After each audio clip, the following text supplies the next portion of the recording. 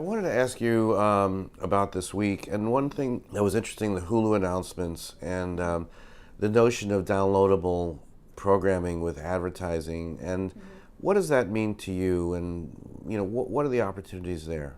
Sure. So I think first Hulu's really looking at their consumer, right? So first it's the audiences that consume their content. And they know that we don't all do it the same way. Sometimes we're in our homes, sometimes we're in a train, sometimes we're in a plane, any other thing that, is some type of automotive that rhymes. And they want to really make sure that we can access their content anywhere we are. So downloadable content's important because we're not always online, even though we probably always want to be online. Obviously, data and privacy and brand safety, everybody's talking about it. I think Studio 71 actually had a really interesting approach, which is a three-prong approach.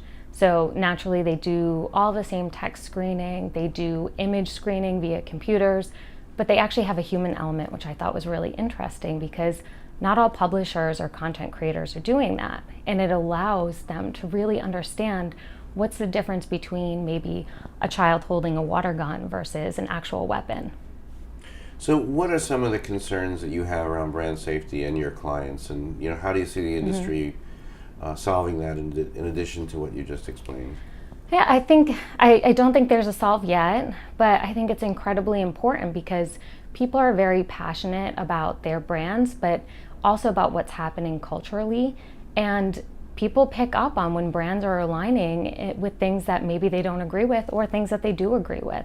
So it's a very sensitive area, and I think it's one that we're going to have to be more careful about as advertisers, and something that people as consumers are going to be looking for. In this great marketplace of the new fronts and all the pitches you get and all the media that's available, how do you establish investment around perhaps smaller vertical or other publications outside of the duopoly?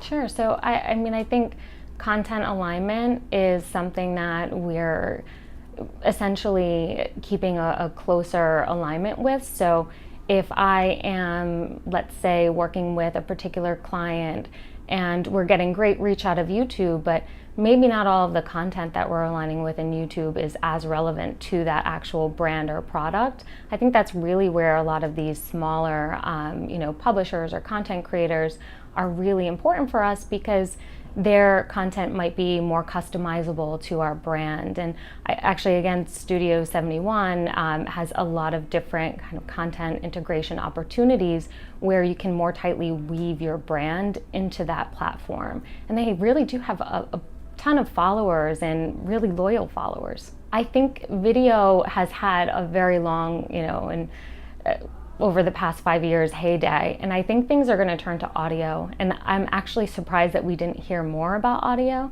because with the proliferation of podcasts and all of the various kind of talent within those podcasts, they have cult-like followings. And I'm actually surprised that we didn't hear more. I think video had its heyday. I think audio is about to have one.